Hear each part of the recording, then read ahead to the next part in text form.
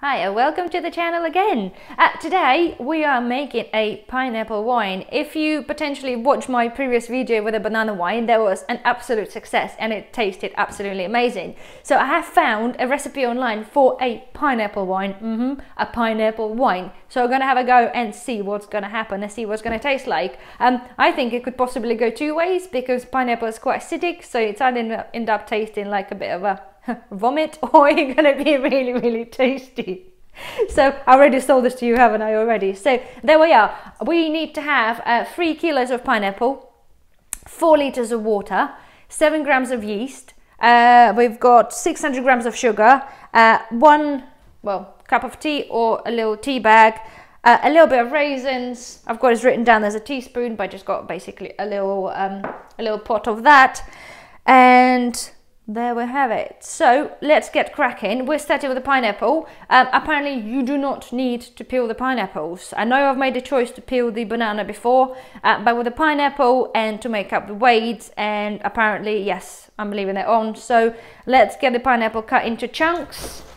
Put this in a saucepan. And here we go. I don't think again it really matters what chunks they are, as long as they're small enough. Oh, it smells good. I do hope that the wine's gonna also smell so good. Right, it's a slippery fish, that one. Okay. Make sure your knife is sharp enough. Okay.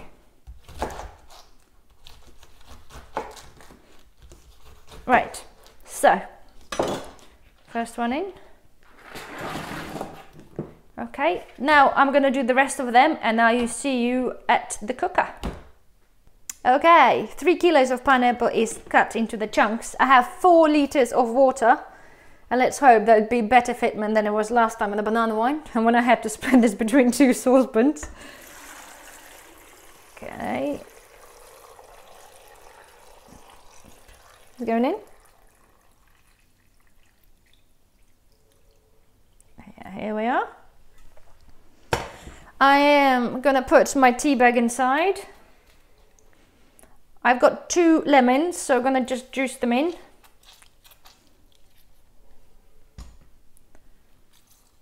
There we go.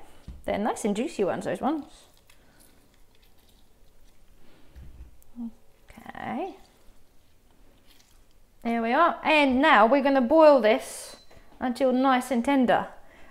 It's the same effect as a banana. It's going to go all sort of mushy and horrible, but yes, about half an hour to 40 minutes. When it's all done, we'll see you in a minute.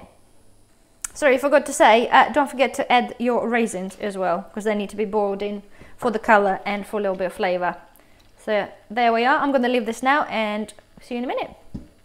Okay, so our pineapple is boiled for about 40 minutes and it's all become a bit mushy, which is good. It looks far better and clearer than the banana wine goo that we made before. So the last bit I've got to do is to add on sugar. Again, like I did last time with the banana wine, I've got a liter of water and I'm going to dissolve the sugar separately rather than boiling this with the pineapple. So as soon as that, okay, literally as soon as that's dissolved, both of the things are going to cool down, and then we're going to put them in our big container to ferment for about a week. So let's wait until this is done and we shall put this in.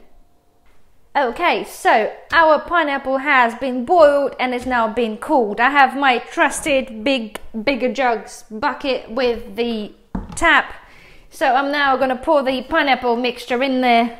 It's going to be spitting a lot. It's quite heavy. Do that gently first.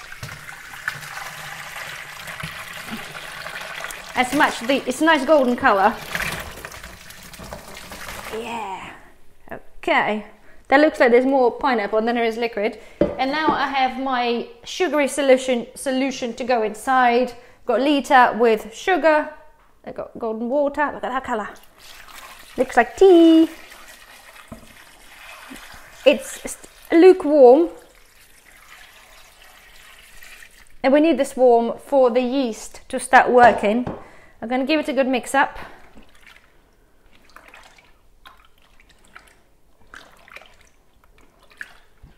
Okay. Do you know one thing? I left my tea bag inside. Ha ha. Good luck finding a tea bag now, isn't it, for me? Oh well. I wouldn't imagine no harm done.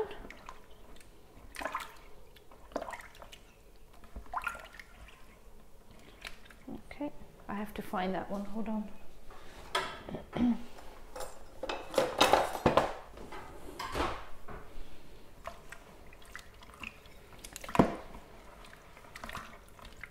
I think it's disintegrated. Is that possible?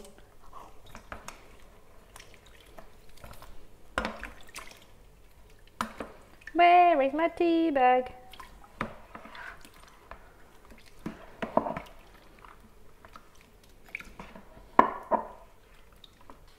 Ah, here it is. Haha, tea bag out. Give it a good mixture. So I'm gonna now put my 7 grams of yeast, sprinkle this over the top. Give it a last little slush up.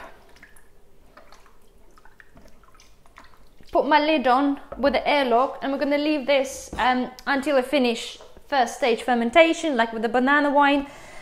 It's not a full tap, so I would imagine that will take between 4 to 7 days. So we shall come back to this and we'll see what's happened then. Alright, welcome back. Today is Sunday, excuse the casual attire and my apparently unbrushed hair, as per my husband. The pineapple wine has been there for about 10 days. I have left it for a couple of days extra because I tried it before and it sort of still was a little bit fizzy, so it was still fermenting quite a lot. So now I think we're there. If we just pour a little bit out, it looks nice and clear already, considering. Don't know whether you can see this or not. I've still got some floating devices there anyway, but it's still got tiny fizz to that, but it actually tastes very much like really nice dry wine, and it just smells like pineapple. So I think it's going to taste better than the banana wine. So what we're going to do now, I already cleaned my demi-john, all disinfected, ready to go. I'm going to pour the wine from the big pot into there. Remember, we only done 4 liters of water that's gone in there. Demi-john is 5 liters, but we're going to have a lot of excess waste because obviously the pineapple chunks are still there. So we're probably only going to get half of this done, and probably eventually like maybe 2 bottles of wine if we're lucky. But this is a tester, and if it's really good, then of course we can do more. So without further ado, let's get the wine in there. And hold on, I forgot to show you what that looks like, and I forgot to look myself. Okay. It smells a bit eggy as well. Anyway, come and have a look. This is what that looks like. The bits on the top is not mold, it's the yeast that just sat on the top of pineapple that didn't get dissolved, unfortunately. But let's get it poured. Okay, we're ready for that. I'm not sure what it's meant to smell eggy, but oh, we're going to be here a while. Yeah, I think I might.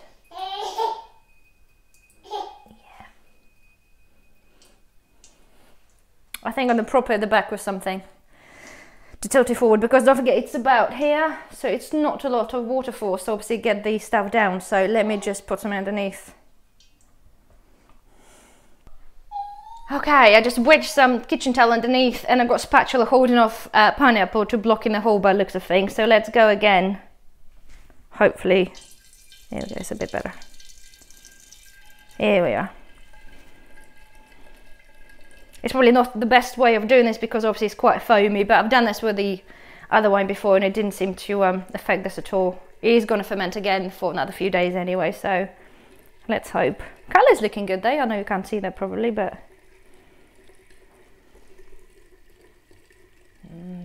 banana goo. Not banana goo, pineapple goo. It's quite a lot then. Get it to half, which is good. So as I said, clear 2 bottles of wine out of 6 pineapples is going to be quite an achievement, I think, especially if it tastes so good. It's going to be a lot. Yeah, here we go. That's the only trouble with those big buckets is okay,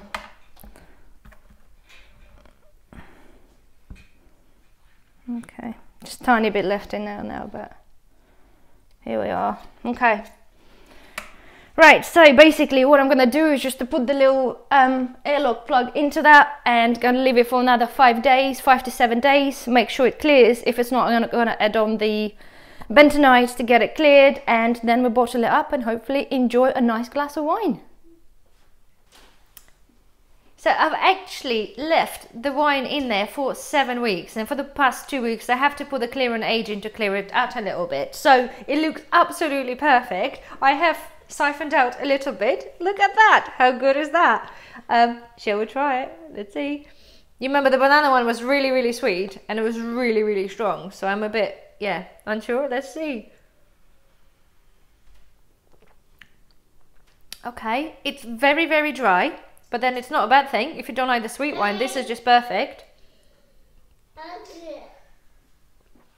You've got the baby in the background. It's actually not bad. I had some messages, people think maybe the pineapple one is going to be a little bit acidic, but you know, you don't really get any acidity whatsoever. It's just basically really plain, dry drinking wine, so I'm rather happy with that. As you know, I only made a really, really small batch, so I'm going to bottle this up. I'm probably only going to get 2 bottles out of there. As per my last video and you guys commenting, I do go really sort of reserved when I siphon the stuff out because there's a lot of sediment and I just really rather not to have anything in my bottles at all. Hence, I do have quite a lot of wastage. Of course, you don't have to do that. However, also next time for my next whatever one I decided to do, I found those guys. I really don't like to do the siphoning stuff. It just sort of disturbs the sediment and it doesn't really, for me, it doesn't work as well as it could be. So for my next wines I'm going to be using those things. They're 10-litre food drink containers, and I'm going to make a little holes here to put the airlocks, which I've seen people have done on the internet, and I think this way I can just open the tap and just bottle it up easier for me, put a little pipe on the end and bottle it up. So this is for next time. So as it goes anyway, I'm very happy with the result. So hopefully you try this and hope you like this too. And well, thank you for watching, and chin chin.